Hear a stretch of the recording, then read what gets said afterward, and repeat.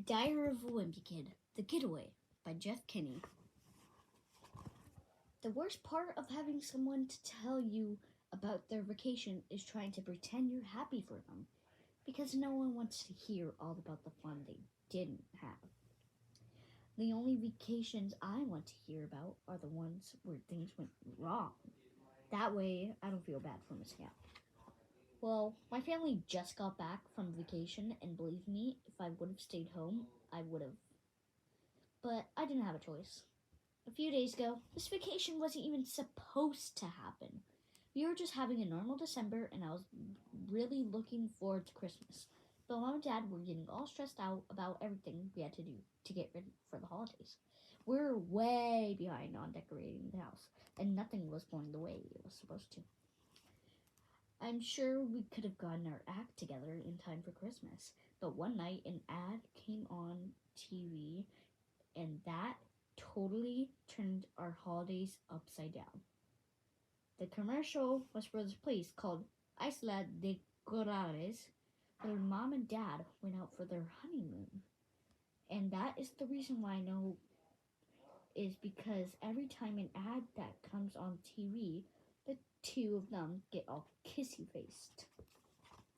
Makes me uncomfortable thinking about Mom and Dad before they had us kids, and I wouldn't have to if Mom didn't break out their honeymoon album every year on their anniversary. The night after that ad came on, Mom and Dad made an announcement. They said that this year we are going to skip Christmas and all go to Isla de Corrales instead. When I asked how we were going to get our gifts to the resort, Mom said the trip was our gift. I thought that sounded like a terrible idea, and I was surprised Dad was on board with it. He usually doesn't spend a lot of money, and I was sure that this resort was going to cost a fortune. But he said he was sick of the cold weather, and he wanted to escape to someplace warm. Personally, I don't have a problem with cold weather. In fact, generally speaking, the worse it is outside, the happier I am. I figured Manny and Roderick would help me talk some sense into Mom and Dad, and we'd put a stop to this idea. But those guys weren't help at all. So I had to accept that we weren't going to have a normal Christmas at home. But what I really didn't like was that we had to fly to this place. I'd never been on a plane before, and I wasn't crazy about the idea of me locking myself in a metal tube. No one else seemed worried, though. And 2 weeks later, on the night when we should have been hanging up our stockings and sitting around the fire watching Christmas specials, we were packing our suitcases for this island getaway. Monday, we left the house around 8 on the morning of Christmas Eve.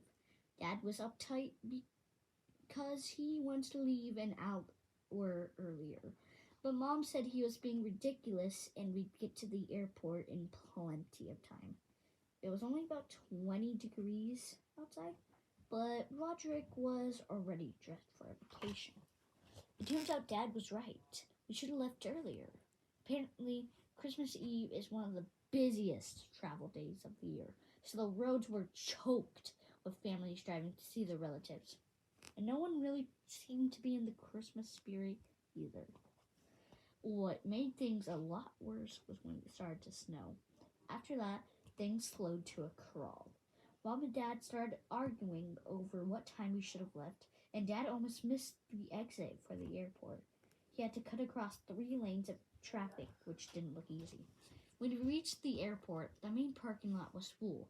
That means we had to park in the economy lot, which was pretty far away. Dad said he'd drop the rest of us off at the curb with all the luggage and come meet us after he parked. When we got to the passenger drop-off area, it was complete chaos. We tried to unload our bags, but the cops weren't letting anybody stop for more than 30 seconds. And that just stressed out and made things worse. I had to get back in the van so I can help Dad with the rest of the bag. Ordinarily, that was kind of the thing that would have been Roderick's job, But since he was dressed for 80-degree weather, he got out of it. He was lucky he did too. When we got to the gate for the comedy lot, Dad couldn't reach the ticket from his window, so he made me get out of the car to grab it.